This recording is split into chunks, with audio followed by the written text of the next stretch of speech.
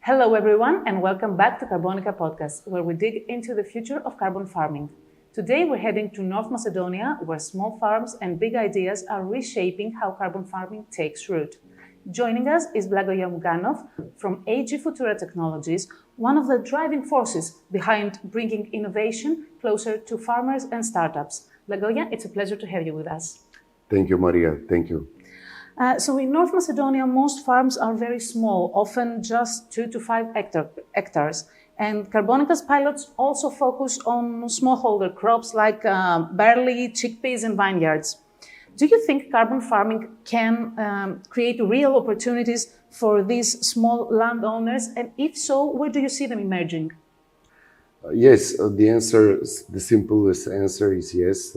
Definitely there is an impact on small and medium farms when it comes to carbon farming because, as we all know, everything behind carbon farming is sustainable agricultural practices. So the problem is not the impact. I think that most of the challenge is the perception and awareness of the direct adopters to really initially first adopt the technology and see the impact. Another thing, there is also a technological challenge that in the moment presents a little bit of a barrier that does not allow fast adoption, especially in this more challenging environment. And that is that this complex, a little bit more complex digitally based technologies that are connected with carbon farming are still far away, and there is not enough support for the farmers to, let's say, adopt them in a more easier way. Okay. So how do these diverse landscapes and conditions make it more difficult for farmers to adopt the farming practices? And I mean the ecosystem and the morphology as well. Yes. This is a very important question that opens the challenge of the diversity of the region that is covered by the CARBONICA project, and that is North Macedonia, Greece, and Cyprus, that have a unique characteristic that is very common to all of three countries, and that characterize the landscape. The climatical region is very similar. Let's say the agricultural centers and the challenges they're facing with are pretty much similar, but in the same time, if we see the region that is in the project, more detail only among these three countries, we have another diversity that Greece is more advanced and more developed, let's say, ecosystem. Cyprus is in the middle, and we are developing, let's say, ecosystem. So that's one characteristic that is integrated in the project. Why? Because this specific characteristic of the region is characterized with dominantly small and medium farms, a bit of inconsistency in the system that it's defined by the level of heterogeneity of the system. I will explain a little bit more. What is that?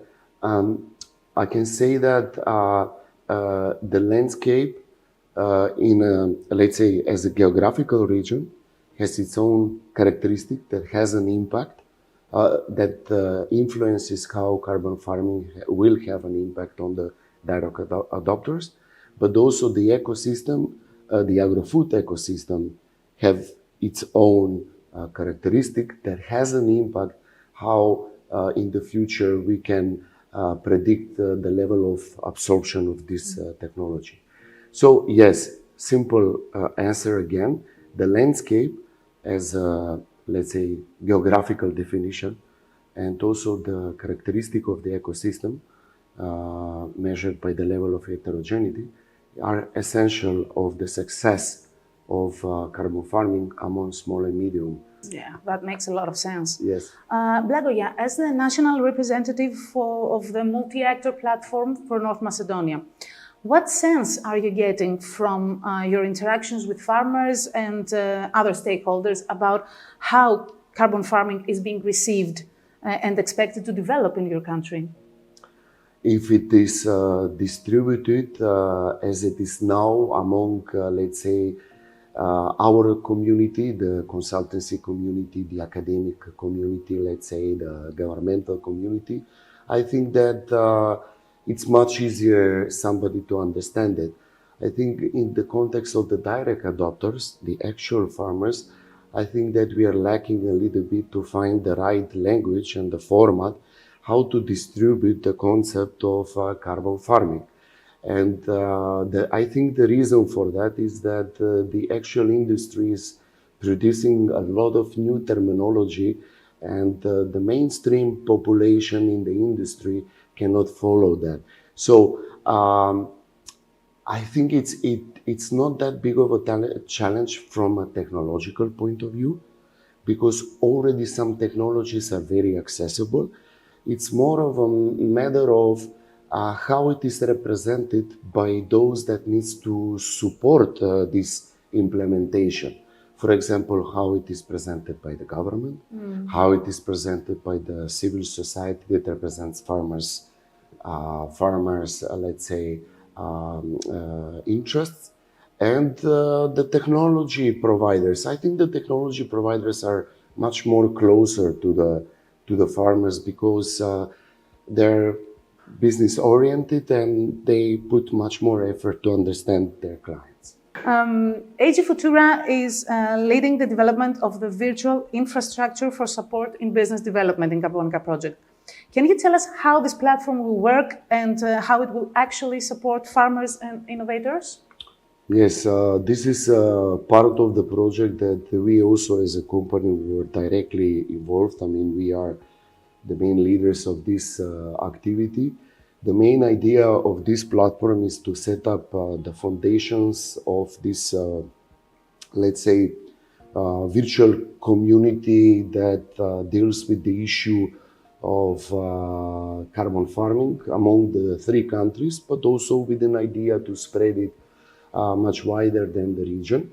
And this specific platform, as any other, let's say, initiative that is technology-based, also this specific platform has an idea to play the role of supporting the process of faster adaptation of carbon farming, primarily to the main players, that is the farmers and the technology providers, but also from the other stakeholders in the map that you mentioned in the previous question.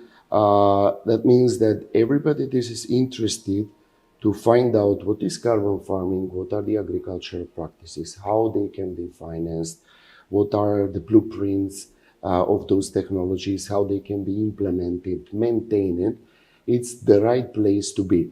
But I want to be very realistic, and I think that we as, let's say, front runners in the region for this topic, is that the project cannot change right away the reality. So this platform needs to be taken in consideration as a starting point. It's with the good foundations, where there is a very solid repository of all the agricultural practices that are carbon farming friendly, and everything that they need to know as a support for better adaptation.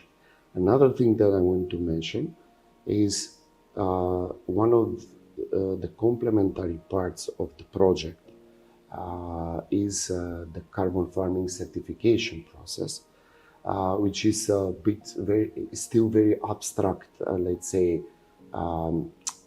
activity that farmers needs to do. On this virtual platform, there will be much better representation and explanation how this, let's say, story of carbon farming certification will go on in the future, and how people can find their road in order to get some benefit from it. It seems that it's going to be a very useful tool for anyone who wants to be involved in carbon farming. Everybody in the stakeholders, direct users and the enablers. Beyond the technology, though, your work also involves mentoring, coaching, and helping startups and SMEs bring their ideas to market. Why is this business development aspect so crucial for the success of carbon farming? CARBONICA is designed in the business development activity is designed to serve primarily two type of users. One is the farmer as a direct adopter, and also the technology provider, the one that needs to either produce or import some technology to sell it to the farmer. So we're talking about two different type of business models. And this is what we were analyzing. Why it is very important? It is very important to know where is the economy behind their business, and to know afterwards where the coaching, the mentoring, and the training to be, in order current technology providers to, as a newcomers, to enter the market, or current technology providers that sell, for example, agricultural machinery, how to enter in a new program of technologies that supports carbon farming. That's on the side of the technology providers. On the side of the farmers, we were trying first to understand how the economy of the farm will be changing. So what are the numbers? Where are the cutting costs? How optimization is getting better? In order to see how much the farmer needs to invest in order to get some kind of a return from it. When we find out what is that, let's say, framework of the business model, we knew how to set up a support in a form, again, as a mentorship program, training program for the farmers, better to approach this new, they're not new, but already existing technologies, but for them to know where to put an effort, financial, where to learn, which technologies to learn, and which technologies to combine. Following up on that, how do you see the commercialization and the internationalization of carbon farming solutions unfolding?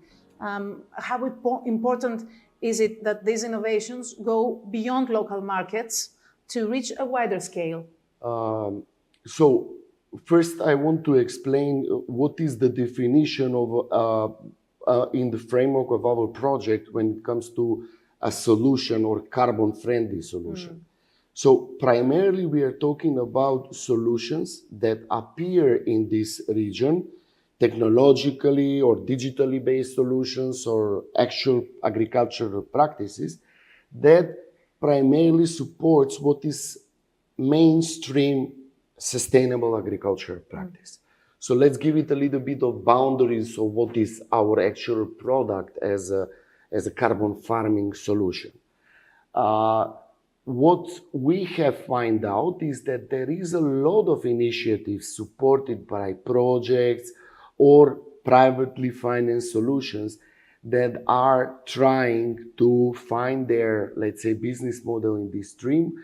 But I think that, let's say, the developing countries are already producing such a big platforms that they need to find their ways how more to work on features on these big platforms instead of making some big solutions. That's the one aspect that I want to emphasize, and it's too early to talk about some specific carbon-friendly solutions that can really make a radical change in what is a mainstream available, already internationally available solutions. So that's what commercialization and internationalization in our context was as an idea. Basically, we were first more trying to understand what are these specific carbon-friendly solutions that we can really say that they carry the attribute of carbon farming, and if they're available, and what is their business model, if they have a possibility to commercialize or to be internationalized. AgFutura has sparked a lot of interest in carbon farming in North Macedonia through very successful events and panels where you've engaged farmers, advisors, and SMEs. What are AgFutura's next steps as pioneering experts for carbon farming in North Macedonia to bring these actors together? Connected to your previous question, also connected with the map, and in context to this question that you mentioned, we are known in the ecosystem that applicability for us is a very high priority in whatever we do. And because of this, we managed to build a reputation, and we want to continue in this direction. So in context in your question, we are continuously improving our infrastructure for better demonstration and capacity building, not only in carbon farming, but all of this bundle of practices and technologies that in one word we can say that they are sustainable agricultural practices, especially in ecosystems like ours, where there is a high level of fragmentation of the ecosystem. That means a lot of actors, it doesn't matter where in the value chain. I think this is essential because we are talking about technologies and practices that are bundle of many other technologies, and good demonstration and capacity building through demonstration is essential. Unfortunately, all three ecosystems, with slight difference among the countries, are a bit weak in this, let's say, extension to support the process of adoption on a right way. Not only to sell a technology, but also to sell a support, a maintenance, servicing, and education. Since you mentioned the three different countries that these stakeholders have their activities, from your perspective, does this collaborative approach strengthen the chances of making carbon farming a long-term success? Of course. Look, any project that, let's say, has a good collaboration among the partners brings a lot of, let's say, spin-off effects. Also, this is the case of CARBONICA. But I must say that CARBONICA has one more very important feature that helped this collaboration to be even more efficient, and that is the very similar cultural characteristics of the country among all the stakeholders that were involved in the maps, but also among us as partners. So this is the, let's say, a huge advantage that first helped to strong collaborative links to be established among the three countries, the Excellence Hub to receive very good foundations that hopefully in the future will find itself in more advanced projects, but also will try to find some commercial forms of support that will return some kind of a revenue within the ecosystem and make it more sustainable. So to wrap it up, if you could share one piece of advice or encouragement with farmers and young innovators about the future of carbon farming, what would it be? Look, I always say this: farming is fun. So it's. I think that especially in these regions, and I think that not only in the region that covers the Excellence Hub, but throughout the Europe, the issue of young people is a significant issue. But on the other side, the topic of sustainable agricultural practices, including carbon farming, is connected with bundle of so many interesting, advancing technologies that I believe, maybe I'm an idealist, but I believe that it will change the face of agriculture by attracting at least a bit more, or even more, I would say, a number of young people to stay in the rural areas and to really start approaching agriculture as a serious industry. And that brings us to the end of the CARBONICA podcast. A big thank you to Blagoja Mukanov for sharing his insights on how carbon farming can create opportunities for smallholders and innovators in North Macedonia. Thank you very much. Thank you, Maria, for hosting me. If you'd like to stay updated on Carbonica's journey, don't forget to follow us on social media. Thanks for listening.